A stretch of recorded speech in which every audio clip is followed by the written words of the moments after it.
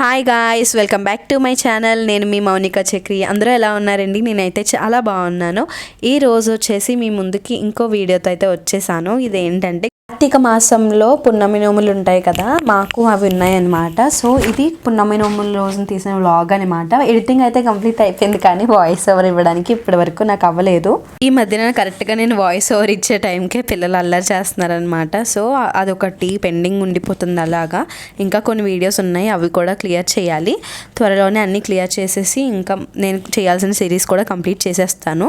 వీడియోని అయితే ఎండ్ వరకు చూడండి, ఎక్కడ స్కిప్ చేయకండి. యాక్చువల్గా ఈరోజు పూజ మా ఇంట్లో కాదన్నమాట, అంటే అత్తమ్మ వాళ్ళ ఇంట్లో చేసుకుంటున్నాము. ఎందుకంటే పున్నమి నోములు అంటే నోములకి చాలా నిష్టగా ఉండాలి కదా, అంటే ప్రతిదీ కూడా క్లీన్ చేసుకోవాలి కదా. నాకేమో పీరియడ్స్ వస్తాయి, పైగా కిడ్స్తో అస్సలు అవ్వదని చెప్పేసి అత్తమ్మ వాళ్ళు ఉండే ఇల్లు అయితే, అంటే మా ఇల్లే, అది కూడా ఓన్ హౌస్ అనమాట మనది.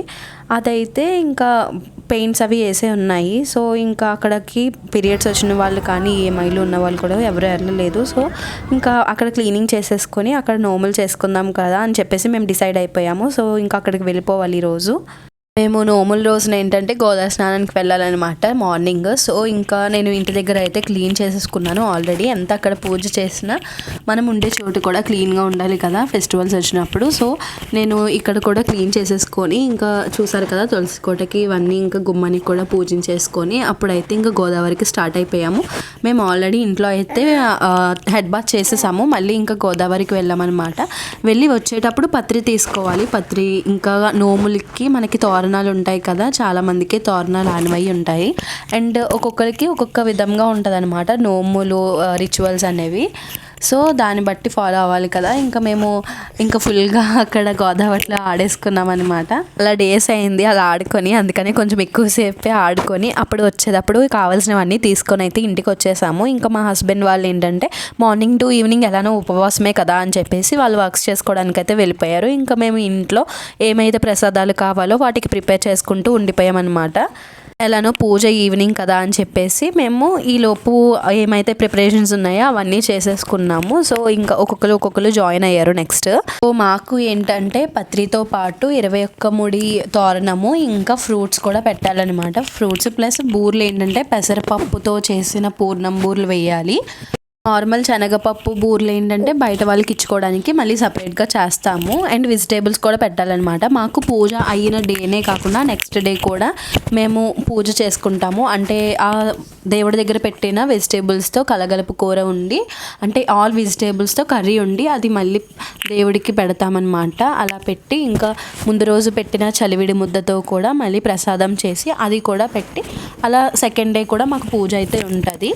కరెక్ట్గా పూజ దగ్గర కూర్చున్నప్పుడు ఏదో ఒకటి మర్చిపోతాం కదా, అలానే మార్నింగ్ బుక్స్ ఉన్నాయని చెప్పేశారు, పూజ కదా బుక్ ఉన్నది అని చెప్పారు. సో మేము ఇంకా బయట తీసుకోలేదు, ఎప్పుడు దేవుడి దగ్గరే ఉంటాయి కదా అని చెప్పేసి ఊరుకున్నాము. ఇందుకు ఇంటికి వచ్చాక చూసుకుంటే ఈ సర్దడంలో ఎక్కడ ఉండిపోయింది అనుకుంటా, కనిపించలేదు. ఇంకా మళ్ళీ మా వారు ఏం చేశారంటే ఫోన్లోనే కథ చదవడం మొదలుపెట్టారు. పూజ ప్రాసెస్ కూడా ఇంకా స్లోగా పూజ అయితే స్టార్ట్ చేసేసుకున్నాము. కానీ పూజ సరిగ్గా తీయడానికి కింద పెట్టడానికి ట్రైపాడ్ లేదనమాట. పిల్లలు ఎంత తిరిగి అల్ల చేశారంటే వాళ్ళని హ్యాండిల్ చేస్తూ పూజ చేసేసరికి అయిపోయిందనమాట.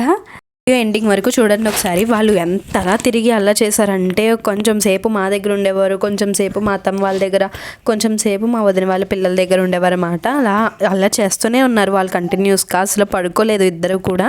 ఇంకా మా వదిన వాళ్ళకైతే నోములు అయితే ఆనవై లేవన్నమాట. సో వాళ్ళు మా ఇంటికైతే వచ్చేస్తారు, కానీ ఈసారి మా వదిన వాళ్ళకి కుదరలేదు. సో పిల్లలు వచ్చారు అండ్ మేమైతే బాగా చేసుకున్నాము. కానీ ఈసారి ఆవు పంచకం దొరకలేదనమాట. మేము మార్నింగ్ గోదావరి స్నానం అయిపోయి కానీ ఇవి తెచ్చుకుంటామని చెప్పాను కదా, వచ్చేటప్పుడు ఆవు పంచకం కూడా తెచ్చేసుకుంటాం అనమాట. అదేంటంటే ఇల్లంతా చల్లుకుంటాము, సో దట్ మళ్ళీ ఒకసారి శుభ్రమైనట్టుగా భావిస్తారనమాట.